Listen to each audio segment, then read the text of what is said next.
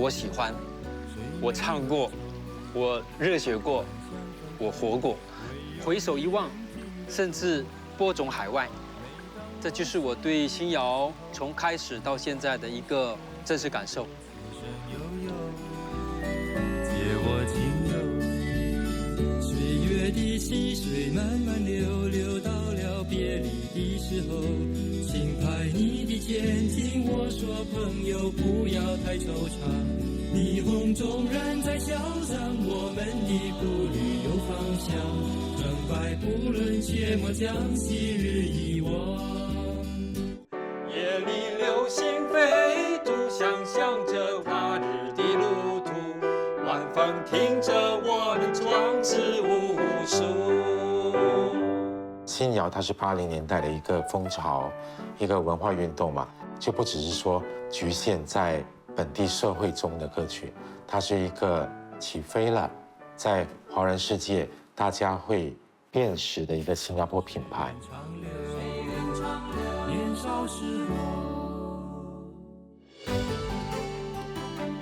在1985年大概8月份的时候呢，突然间我们有一天就接到一个电话，罗大佑老师他写一首歌，然后呢想邀请海内外的华人呢都一起来参与这个录制。他们最后就选了水草三重唱、巫启贤还有另外一位歌手哦，就一起去台湾嘛。当时呢，我们有幸参与了这个《明天会更好》的录制的时候呢，我记得总共有60个人吧。我们肯定是没有那个独唱一句的，我们就站在后面跑龙套，在后面排站哦。明天会更好是一个类似像《We Are the World》这样子的一个合唱。录那首歌的过程，让我们第一次见识到所谓的大制作、大制作人、巨星的水平，对我们来讲是一个很大的一个成长。一到新加坡的时候呢，我们就在想，如果我们往下做的话呢，说不定有一天呢，我们可以走到像台湾当年的那种情形，我们就一个人出资2000块新币，除了3个水草之外呢，又找了我的中学同学吴建峰，然后还另外一位音乐人是张家强嘛，我们就回溯到海蝶逐日这张专辑的精神嘛，把它命名为公司的名字，叫海蝶音乐。坦白讲，当时你说我们也不过是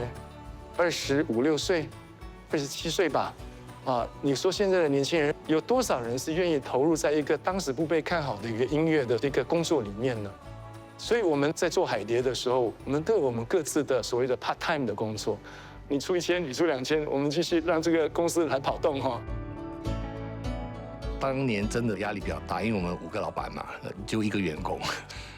我记得那时候我们的办公室就有400平方尺吧，然后有一个小房间还出租给别人，所以我们几个人就挤在一个地方里面了。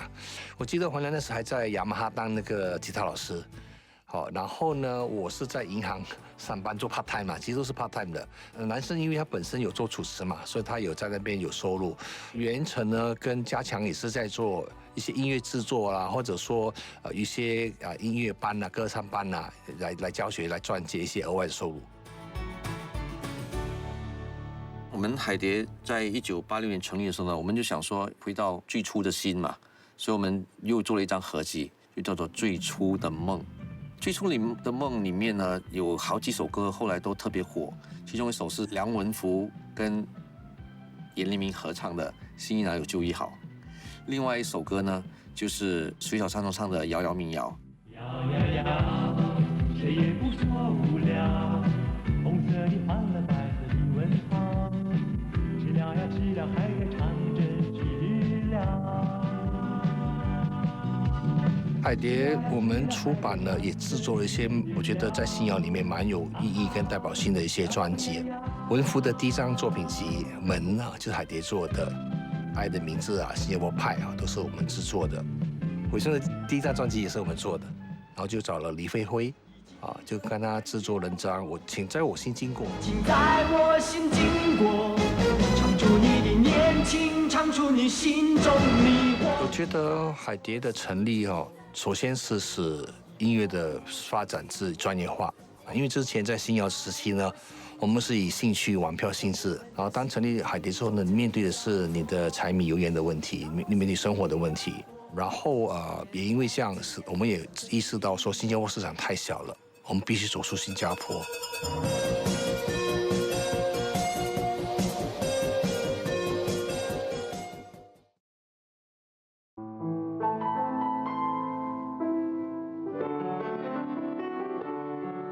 我是真的真的真的爱过你，说是依旧泪如倾。那时候新谣在新加坡非常的受欢迎、流行，然后它也让海外的一些制作人、歌手就注意到了。我记得像潘安邦早期，他就唱了像《故乡的老酒》这种本来是新谣歌曲，然后像我的歌《说是依旧》，因为姚谦老师在策划林慧萍的专辑的时候呢，给他们推荐的这首歌本来是新谣歌曲，然后在海外歌手的专辑成为了主打歌，所以慢慢的就越来越多的海外歌手唱了我们新谣的歌。每一次我走近，总是那么悄悄地，不敢使你压抑，让你发觉自己是1989年，我在新谣节得奖的一首歌，原唱人是洪少轩，歌名是《从你回眸那天开始》。可是因为当年的评委啊，本来就有很多海外的音乐人，他就被推荐到海外的歌手的专辑，像杜德伟，很快的就翻唱这首歌，改了歌名叫《想着你的感觉》。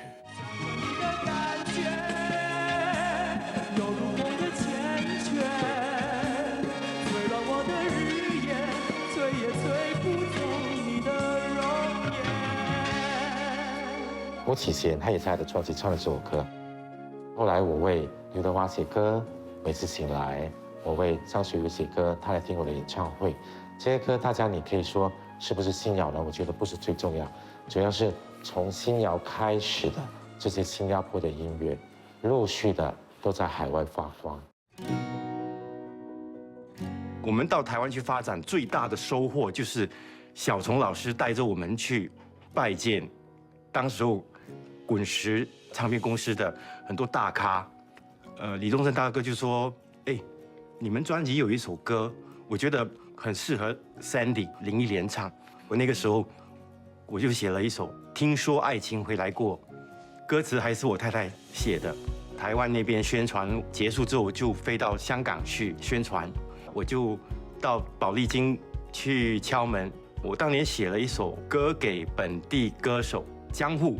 那首歌叫《亲亲》。欧丁宇老师听到了这首《亲亲》，他就翻译成广东歌给张学友唱。他说：“你现在有没有新歌？”我说：“有啊，肯定要说有啊。”结果我就给他听了我跟伟松的《1000个伤心的理由》，然后这首歌他说：“哎，这首歌很适合学友，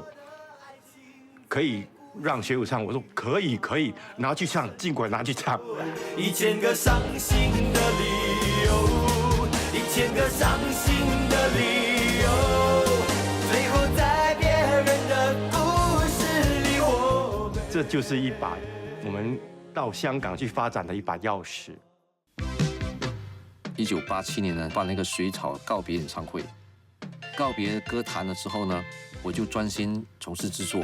而袁成呢就专心从事这个版权的部分，就催生了后来的大师音乐版权。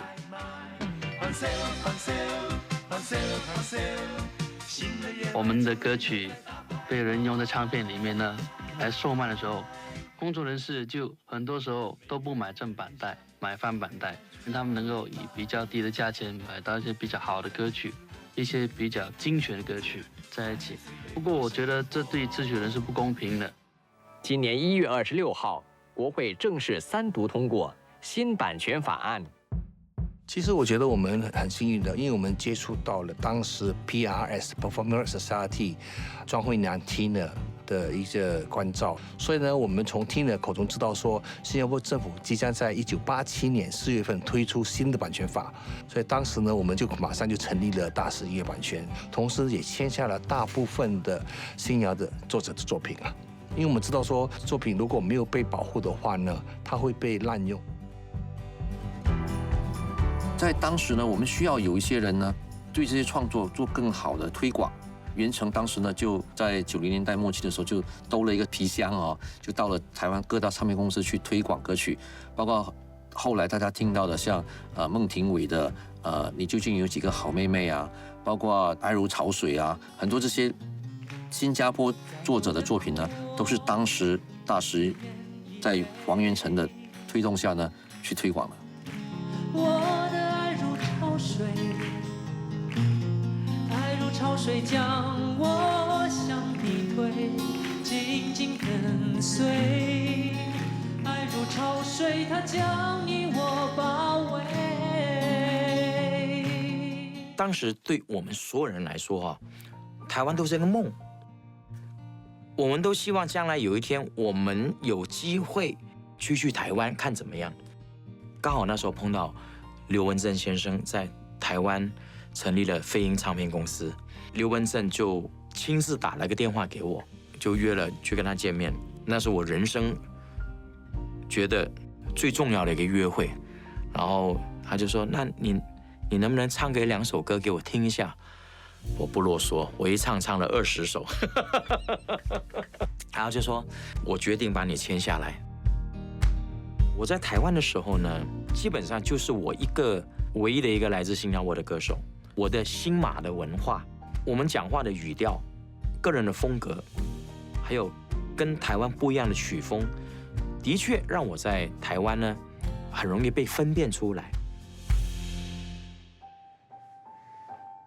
新谣在海外受到了认同，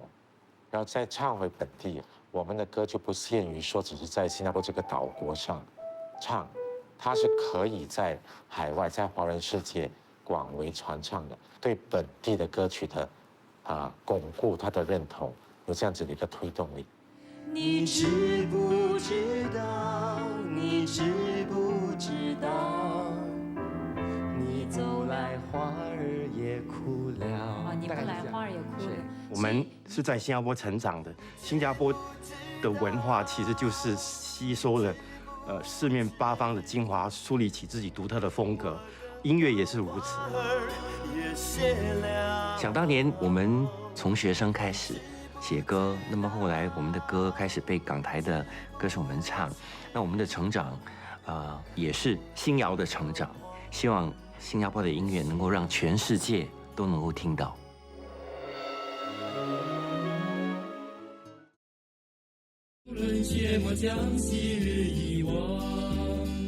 他们就演唱《新谣节1986》的主题曲，歌名就叫《新谣节1986》。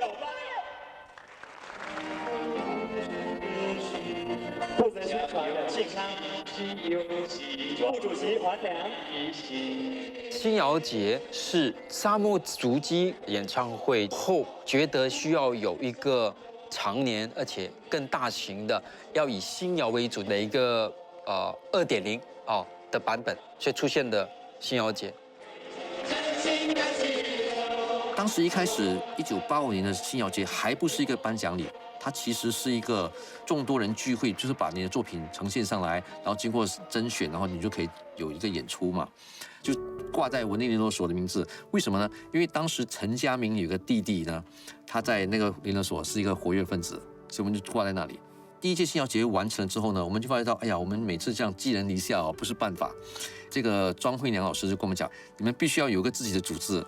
新加坡青年词曲创作协会。所以我们这个协会呢，就是在1986年的时候就成立了。从第2届新谣节开始，都是由新加坡青年词曲创作人协会来办的。第2届的新谣节，我们第一次征求作品，收到的是100多首的歌曲。过后这几年，它逐年的增加，我们曾经收到大概300-400首歌曲，我们都挑30到40首歌曲，这样分2天来发表。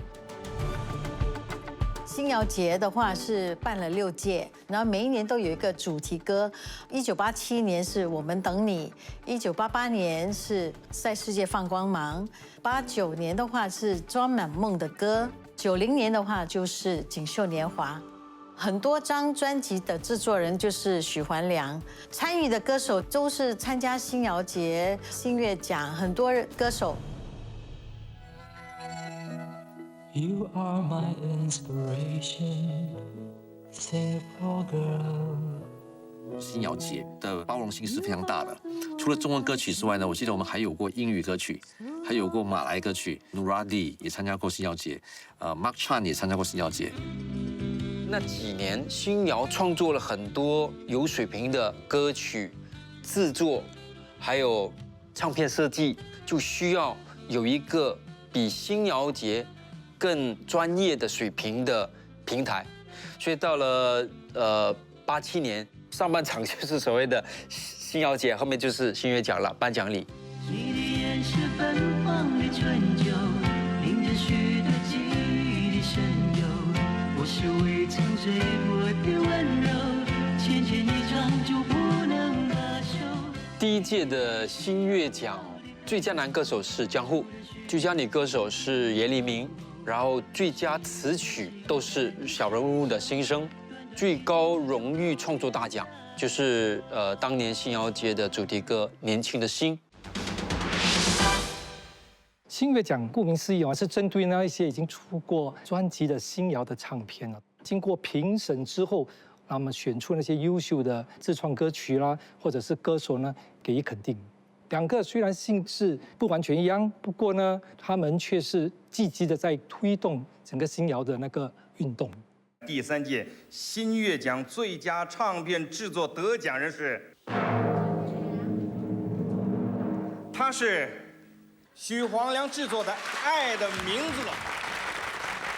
87年我们就开始办第1届新乐奖了，然后就连续办了好几届嘛。在当年我们这群初生之犊不怕虎的年轻人呢，胆子还是挺大的。我们找了很多海内外的评审，那个时候我觉得就是算是一个高峰期吧。甚至后来应该是90年代的时候，电台办的金曲奖呢，其实某个程度上呢，也是在新乐奖的一个模糊的基础上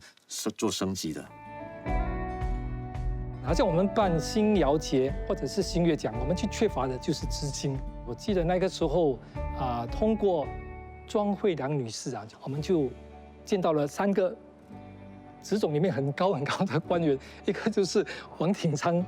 先生那么还有吴伯涛先生，还有胡启全女士，他们能够顺利的帮我们解决了所有赞助商。在那个新乐奖里面，其实我们颁了一个特别的名誉奖给他。王鼎昌先生他就请我们这班新谣的朋友们就到他的家做客，对于我们年轻人来说也是一个激励。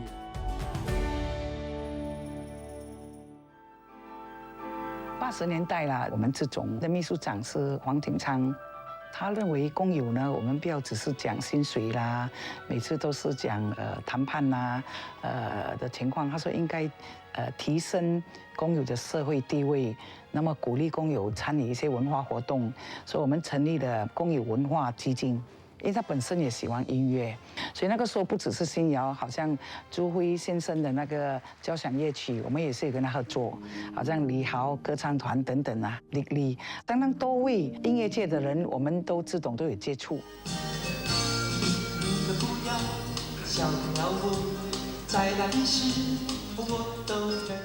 胡启全当时呢任职在职工总会，他就希望职工总会呢也可以参与新谣的活动。于是呢，我们在1986年的时候呢，我们就办了职工总会的创作比赛。然后有一次，我记得有一次晚上的时候，我们在评选作品的时候呢，我们就看到这首《小人的心声》。我从来不在乎自己的大人物，因为平凡也是一种幸福。我们大家都很兴奋，觉得这首歌，当时呢，我本来找的演唱者呢是吴佳明老师。可是当时到最后大决赛的时候呢，吴佳明生病了，那怎么办呢？就找了黄云成呢，他是代唱，说不然你来唱吧。然后我记得他在台上就蹦蹦跳跳，当时在台下坐的一位重要的嘉宾就是当时职工总会的领导呢王鼎昌先生。王先生说哦，This is a great song， 这首歌非常好。后来这首歌呢，就变成电视台一个环境剧的主题曲，甚至现在变成是国庆日必唱的歌曲。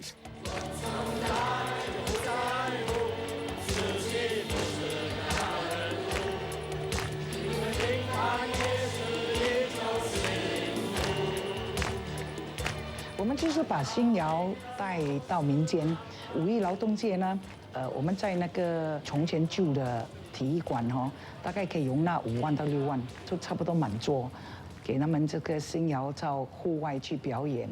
因为那个时候我们的想法就是说，不只是给工友去欣赏，也应该推广到大众了。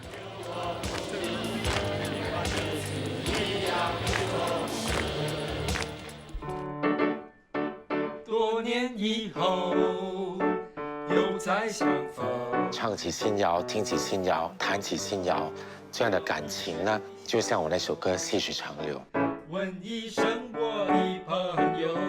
何时再为我弹奏？如果你说青春是谈了一场恋爱，我觉得我们的恋爱是一种文化运动的恋爱，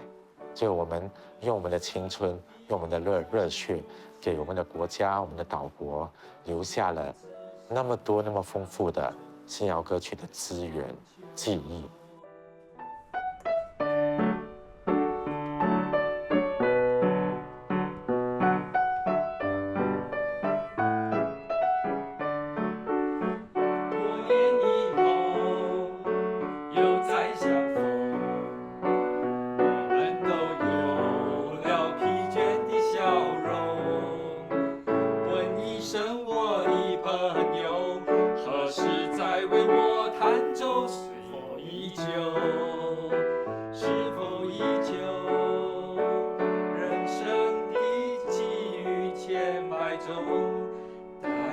知心常相中，人愿长久。